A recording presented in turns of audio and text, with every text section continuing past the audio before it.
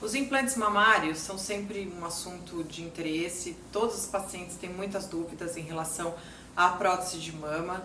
Então, vou falar alguns dos assuntos mais atuais, né, sobre isso. Primeiramente, quando que eu tenho que trocar minha prótese de mama? Hoje em dia a gente não fala mais um número, né? 10 anos tem que trocar, como se falava antigamente. A gente sabe que a troca de prótese vai ser realizada quando o paciente desenvolver contratura capsular. O que é a contratura?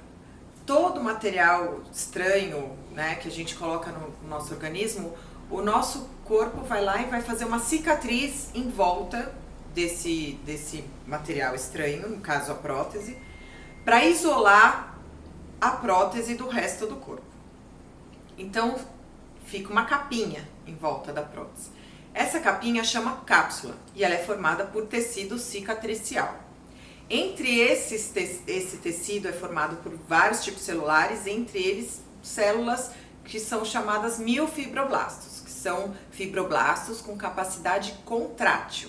Então, ao longo do tempo, essa cápsula vai diminuindo, vai ficando contraída, diminuindo de tamanho, e a prótese vai começando a ficar apertada lá dentro, apertada, até se dobrar. Então, clinicamente, como é que fica a paciente? Fica com uma mama menor do que estava e mais endurecida, porque a prótese está ali dobrada dentro da cápsula. Aí já é indicação de troca. Essa contratura de cápsula, a gente tem algumas gradações, né? Então, a gente tem chamado Baker. Tem Baker 1, 2, 3 e 4. O Baker 1 e 2 é o clinicamente não tem alteração nenhuma. O Baker 3 é a contratura visível e palpável, e o Baker 4 é a contratura Baker 3 com dor.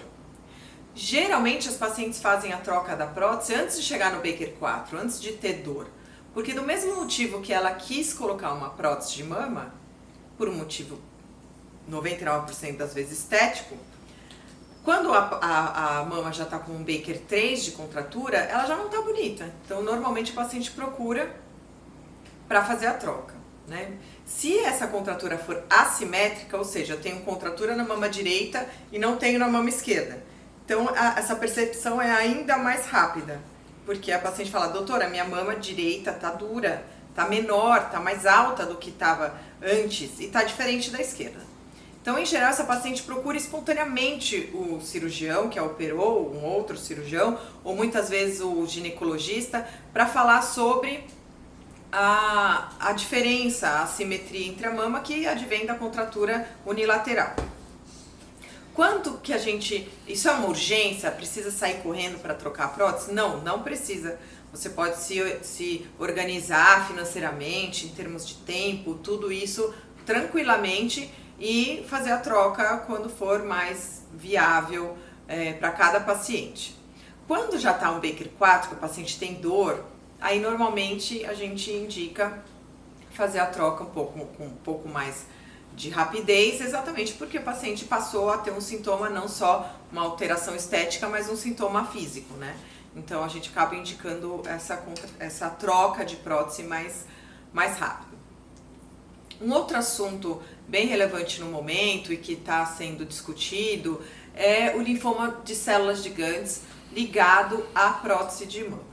Então, assim, foram aparecendo alguns linfomas na mama, não é um tumor de mama, é um linfoma na mama, é diferente, porque não é um tumor que vem de células mamárias, é um tumor que vem de linfócitos, e viram que esses linfócitos estavam relacionados à prótese, à cápsula, na verdade, a cápsula que está em volta da prótese. E aí, alguns estudos foram mostrando que isso tinha a ver com a texturização e que uma marca específica estava mais relacionada a esses eventos cancerígenos, né? Tanto é que essa marca foi proibida a venda aqui no Brasil e em outros países do mundo também. O que ainda está sendo estudado é se era uma coisa específica do tipo de texturização desta marca ou se qualquer prótese texturizada pode desenvolver essa patologia que é o linfoma de células gigantes.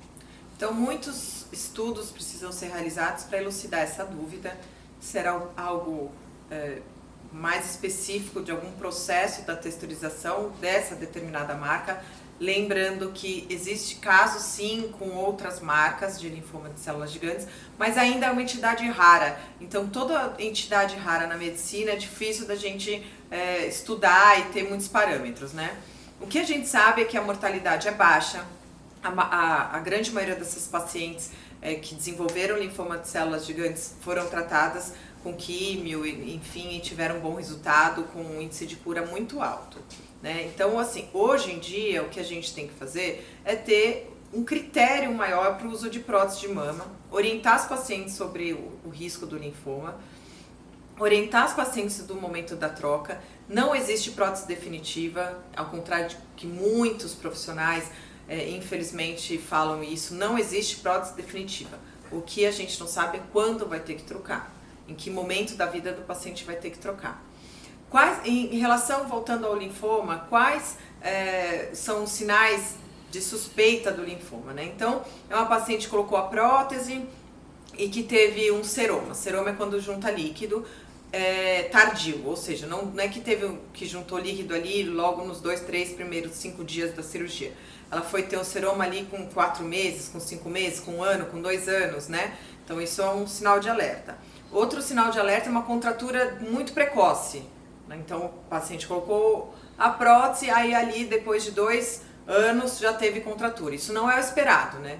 O esperado é uma média de 10 anos para ter contratura e não 2 anos.